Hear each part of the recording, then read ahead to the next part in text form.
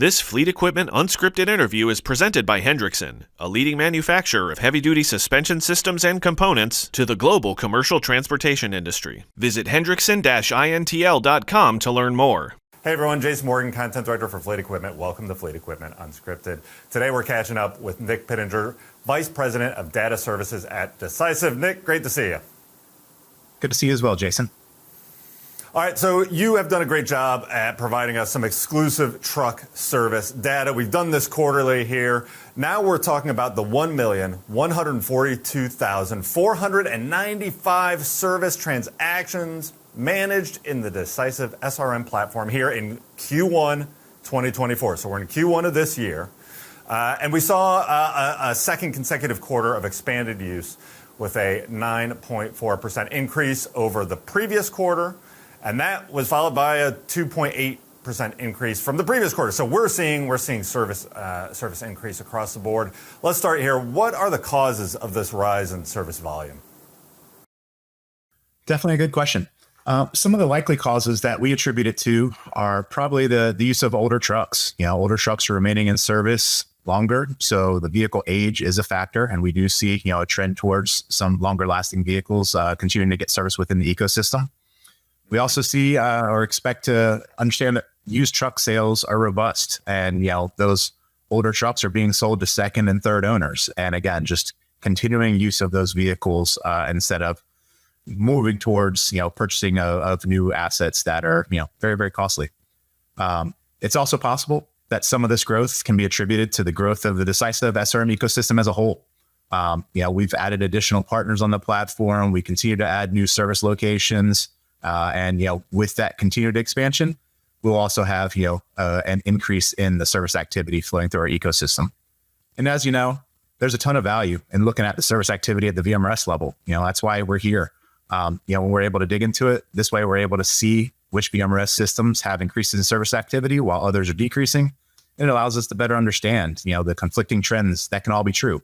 For example, we can see both longer truck life driving more service activity in some areas, such as power plant, and lower miles leading to decreased service activity in others, such as tires. Yeah, because I want to dig into that, because I feel like this conversation, it's like a greatest hits of our truck service conversations. We got all the big ones here, all the number one singles of truck service, right? So you mentioned engines. Let's dive into that a little bit. Engines, after treatment, everything that goes along with that. Where do those rank amongst the top VMRS systems in this Q1 data? In Q1 2024, power plant, exhaust, and fuel system service were 3 of the 5 systems with the highest volume of activity. Power plant definitely continues to deliver the largest impact due to not only its volume of service activity, but also it has the largest share of costs. We think a lot of this is related to the earlier point that older trucks remain in service. There's been sizable growth in the number of used trucks being sold to second owners, driven by the availability of well-maintained used equipment, coupled with the higher prices for new units and record high interest rates. It's basically just keeping those older vehicles on the road, and those owners are focused more on what are the services that are needed to keep those things running. Hence, a lot of investment in power plant, exhaust, fuel system, the things that keep those trucks on the road and generating revenue for them. What's your perspective, Jason? Well, you're the data guy, and so I don't want to speak for you, and I'm the one who pontificates and makes up stuff and tries to align these trends, right? Which is always just a tricky thing. But, what it really resonates with me, I know on our end, talking with OEMs and some of the truck sales people, the ACT research and the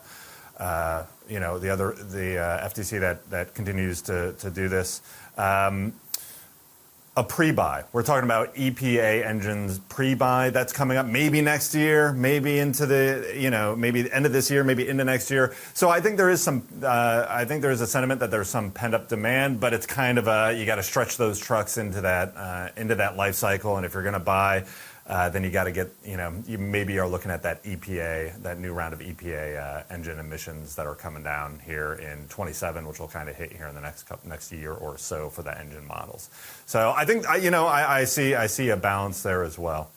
You mentioned tires, right? Another big one. And this one was super interesting because the quarter-over-quarter analysis noted that the largest decrease was for tires at minus 8.4%, which is, I mean, to me, that's a crazy bullet point that stands out, because you talk to fleet managers anecdotally, and a lot of them, if they could just manage their tires, right, they'd be running pretty well, because tires can be a big cost for them. What do you see, maybe even on the VMRS or even any other data you see on the Decisiv side? Is that a result of those lower mileages and freight volume decline that you mentioned earlier? Is this products lasting longer, better maintenance? What are you seeing on the Decisiv side? Definitely lower service activity in some areas, especially in tires, could be a sign of steady reduction in freight volume, driving down that equipment mileage. In its most recent analysis, the American Trucking Association's seasonally adjusted for hire truck tonnage index continued to fall, decreasing 2.2% in March 2024. In that month, the index was down 1.3% from a year earlier, representing the 13th consecutive monthly year-over-year decline. Longer-lasting products could also be a factor, but the data we have doesn't confirm or deny that it is. Yeah, I mean, it always surprises me. I guess it shouldn't, but I mean, I just talk endlessly about tire pressure, right? And that goes a lot into the maintenance. If you can maintain that tire pressure, it helps extend the life of those tires. So again, you're the data guy. I don't want to speak for you, but I'm gonna count that as a win for fleet managers that are better managing their tire pressure. I'm just gonna go ahead and raise the banner on that, because I think that's just kind of a fun trend there. All right, so we're going to get to, the third biggest thing. I think you and I have talked a lot about it. I've been really interested following this, and that's transmissions. And in the previous conversations, we've talked about the growth of AMT service, which has been really interesting. We're seeing that come up where years prior has been lower. Again, it's all relative to that volume. But what have we seen in terms of the causes of growth in service volume for those transmissions? Year-over-year increases in service activity were realized for two transmission-related VMRS codes.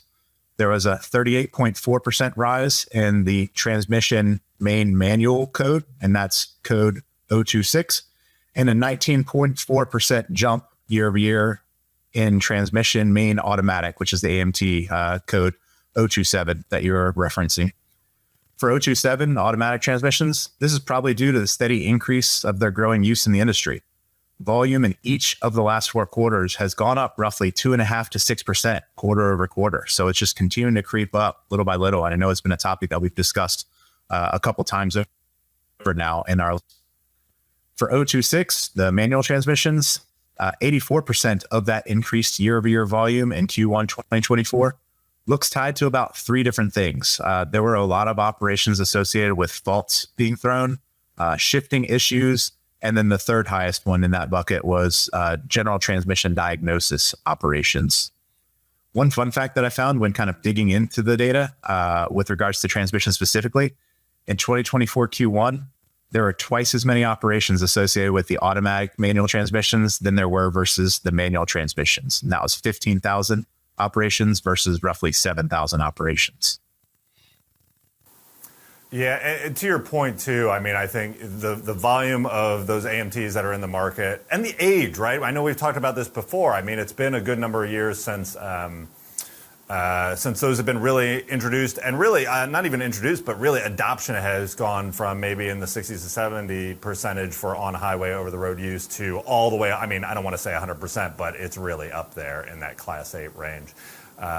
Even so, those are hitting the secondary market now. You're going into second and maybe even third generation owners that are running these transmissions. It's, even just anecdotally, that, I mean, last year I spent some time at CDL school, and as I was leaving there, they were getting, I think, 5 new trucks in right about the time I was leaving, and maybe 3 or 4 of them were AMTs, right? And they have a deal with a local fleet here that they have these trade cycles, and just by the nature of, okay, they're going to get these AMT outfitted trucks because that's the truck the fleet has, and they're starting to turn those over, right? So really interesting, starting to see this growth again, relative to, it's not taken over here, but it is a service issue that's happening out there for people. Nick, thanks so much for taking the time. I appreciate it. Always great catching up with you. This is fantastic. And, another quick note, too, that growth, you mentioned the growth of the Decisiv network, which I think is really interesting.